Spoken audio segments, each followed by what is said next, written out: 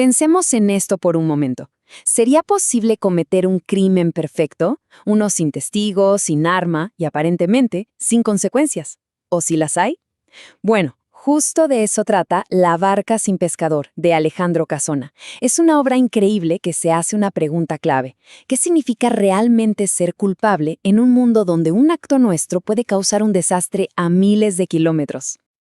Y miren, la obra arranca con todo, lanzando esta pregunta tan provocadora de Chateaubriand. Nos plantea un dilema que suena casi un juego, ¿no? Una fortuna gigante a cambio de apretar un botón.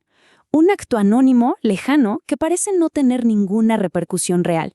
Es, digamos, el anzuelo perfecto para el drama que se nos viene encima.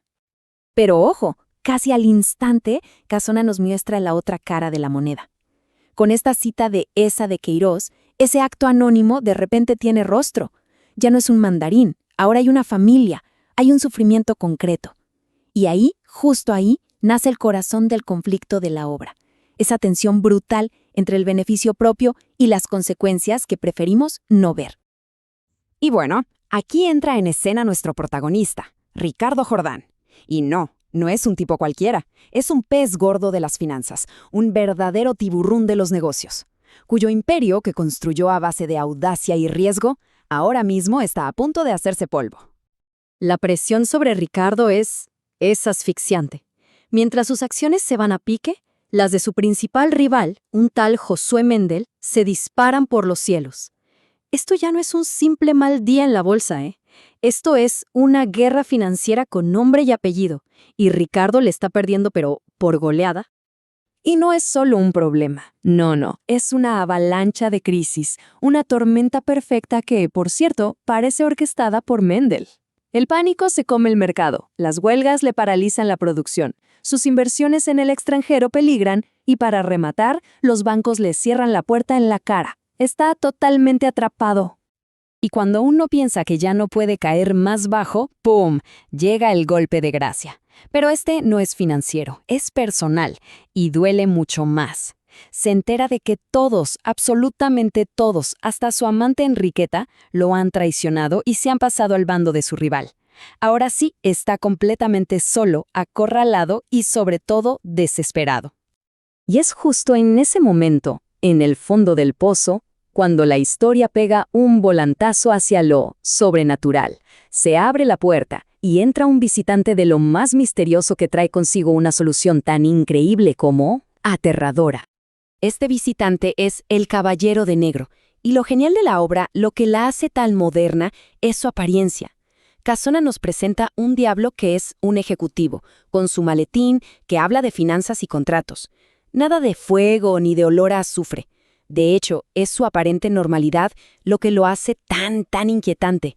Fíjense en esto. El diablo no llega para tentarlo con pecados nuevos, ¿no? Lo que hace es ponerle un espejo enfrente y demostrarle que él ya es un asesino en masa.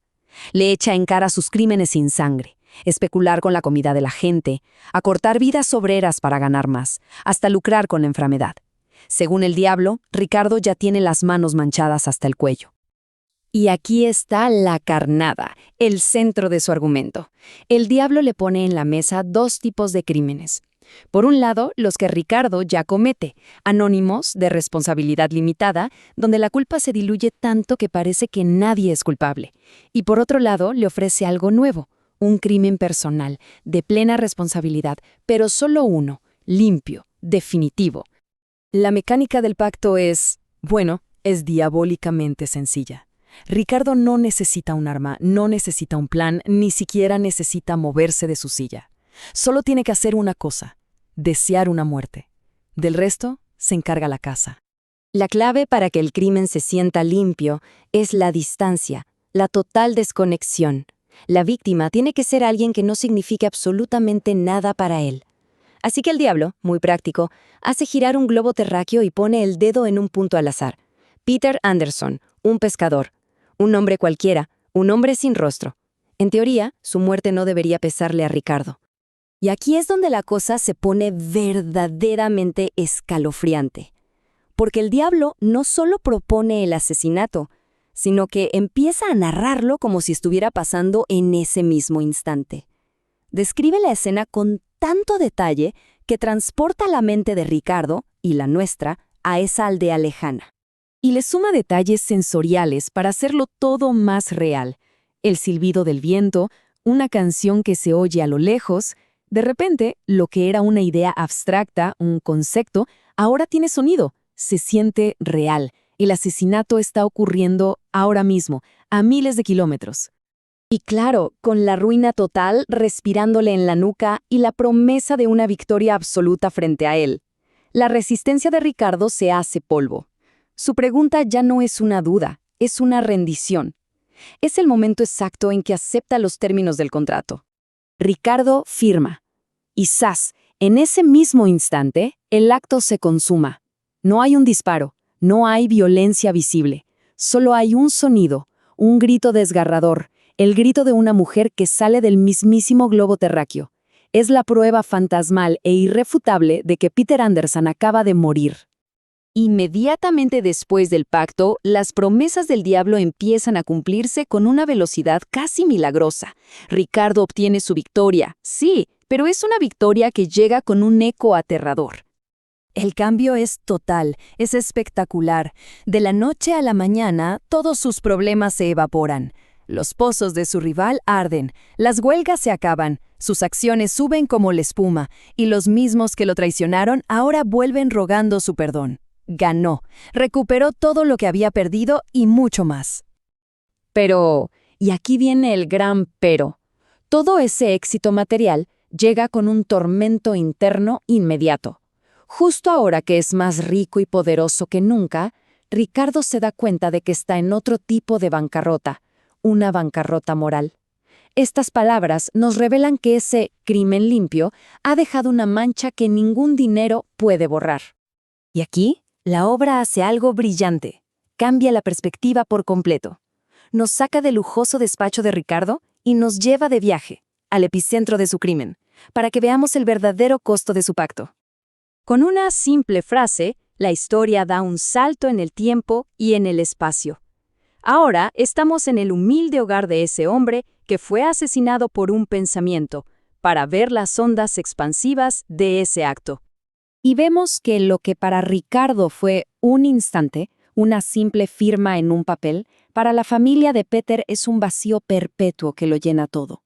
La mesa donde comían 3 ahora se siente enorme para 2. El silencio es ensordecedor. Y la barca, que era el sustento de la familia, ahora está varada en la orilla, inútil. Su futuro, de un plumazo, fue borrado. Y este es el punto crucial. Para Ricardo fue un accidente perfecto, obra del azar, del viento, pero para su viuda, Estela, no hay duda. Ella sabe, o mejor dicho, siente en lo más profundo que eso no fue un acto de Dios ni de la naturaleza. Está convencida de que detrás de todo hubo una mano humana. La culpa impersonal de Ricardo se transforma en una sospecha muy, muy personal para ella. Y así cerramos, con esa pregunta flotando en el aire. Esta obra de Casona, escrita ya por 1945, se siente más actual que nunca. Nos desafía a pensar en la responsabilidad en un mundo interconectado, donde nuestras decisiones pueden tener consecuencias devastadoras para gente que jamás conoceremos. Nos deja reflexionando si un crimen sin evidencia puede, de verdad, ser un crimen sin rastro alguno.